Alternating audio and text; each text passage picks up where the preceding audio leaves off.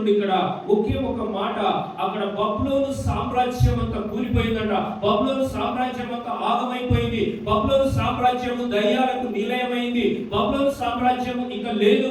బబులోను సామ్రాజ్యం అంతా కూడా కుప్ప కూలిపోయి అక్కడ పలుకుతున్నటువంటి మాట ఇది. ఆ బబులోను సామ్రాజ్యం అంతా వ్యభిచార గృహంలాగా మారిపోయింది.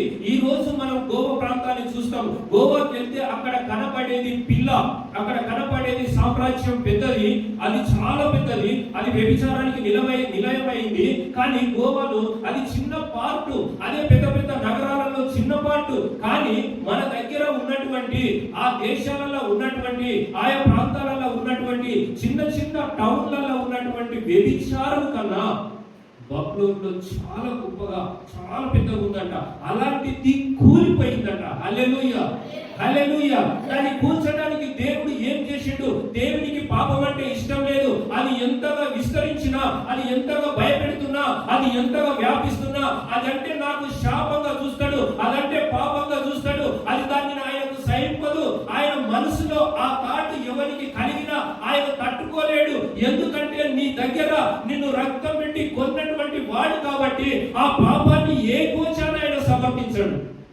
హల్లెలూయా. ఆ సామ్రాజ్యం అంట సర్వనాశనం చేసేసాడు దేవుడు. హల్లెలూయా, హల్లెలూయా.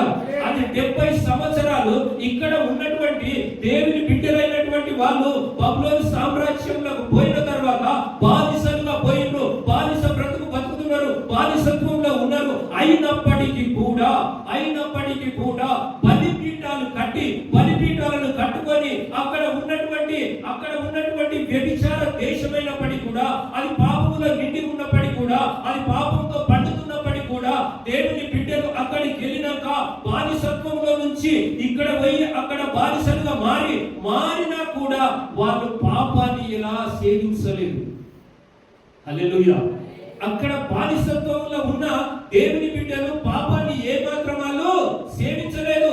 అది మాత్రం పాపము దేశమే. కానీ వాళ్ళు పాపములకు వెళ్ళలే, పాపాన్ని దరిచేరలే, పాపాన్ని దగ్గర రానివ్వలే. పాపం అనే దానికి ఏడంతుల దూరంగా ఉన్నారు. అక్కడ చూస్తే దేవుని బిడ్డలే బలిపీఠాలు కట్టుకొని ప్రార్థించడం మొదలుపెట్టిరు. ఒకవేళ నీ కుటుంబం ప్రార్థిస్తే, ఒకవేళ నీ బిడ్డలు ప్రార్థిస్తే వాళ్ళు ఏమైపోతారు? తండ్రి ప్రార్థన పరుడైతే, తండ్రి భక్తి పరుడైతే, తల్లి భక్తి పరురాలైతే నీ బిడ్డలు కూడా భక్తి పరులే.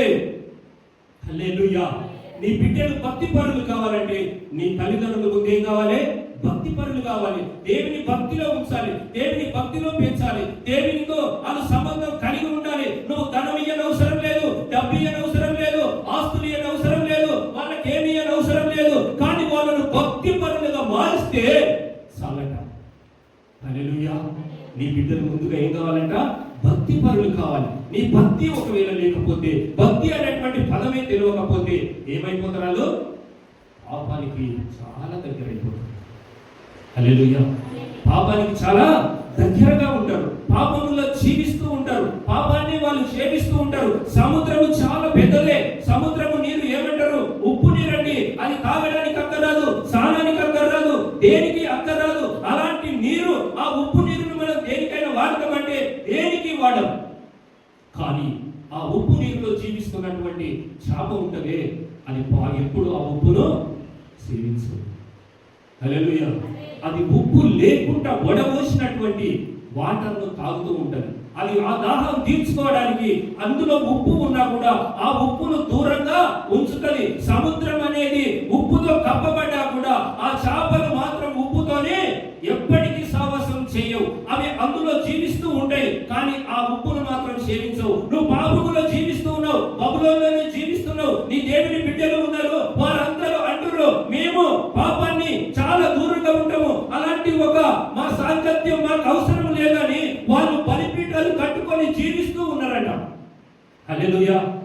మరి నీ కుటుంబంలో బలిపీఠం ఉందా? ఈరోజు నువ్వు బలిపీఠం కట్టగలుగుతున్నావా? నువ్వు బలిపీఠం నీ ఇంటిలో ఉందా? నువ్వు ఎప్పుడైనా దేవునికి బలిపీఠం కట్టి నువ్వు అక్కడ ఆరాధన జరుగుతుందా? ఉదయ కాలము సాయంత్రము నీ ఇంటిలో అనుక్షణము ప్రార్థన ఉందా? ప్రార్థన లేని కుటుంబము వ్యర్థము, ప్రార్థన లేని బ్రతుకు వ్యర్థము, ప్రార్థన లేని కుటుంబాలు ఆగమైపోయినాయి. ఒకవేళ నువ్వు ప్రార్థించి ప్రార్థనతో జీవిస్తే నువ్వు ఈ రోజు భూమి మీద ఉన్నవంటే ఈ రోజు పరలోక దేవుడు నిన్ను చేస్తాడట. హల్లెలూయా. నీ శక్తి ప్రార్థన కావాలి. అయ్యో ఎందుకండి నాకు ఇన్ని బాధలు ఉన్నాయి, ఈ భూమి మీద ఇన్ని బాధలు ఇచ్చిండు దేవుడు, నా పుట్టికే వ్యర్థము, నా బతికే వ్యర్థము అంటే నీ బ్రతుకు వ్యర్థమే. ఎందుకనంటే ఇటు చూస్తే దేవుడు అంటావు, అటు చూస్తే దయ్యం అంటావు. నువ్వు దేవుని బిడ్డవో తెలియదు, దయ్యం బిడ్డవో తెలియదు. నాకు దేవుడు కావాలి కావాలి కావాలని ప్రార్థిస్తుంటావు. ఇసుంట రాగానే దయ్యమా దయ్యమా అంటావు. నువ్వు ఏ స్థితిలో బ్రతుకుతున్నావో దేవునికి ఏమేక. హల్లెలూయా. ఇటు కొంత దేవుడు ఉంచుతాడు, అటు కొంత దయ్యం ఉంచుతుంది. నీ మనసు రెండు వైపులా కొట్లాడుతుంటే నిన్ను ఆశీర్వదించే వాళ్ళు ఎవరు? దైవజనం ఒక్కసారి ఆలోచించు. నిన్ను ఆశీర్వదించేది ఎవరు? ఒకవేళ దేవుని ఆనుకొని బ్రతుకుతే ఈ బబులోను సామ్రాజ్యంలో ఉన్న దేవుని బిడ్డలు ఎవరైతే ఉన్నారో వారు బలిపీఠం కట్టి బ్రతుకుతూ ఉన్నారు. మరి నీ కుటుంబాల్లో బలిపీఠం ఉందా లేదా?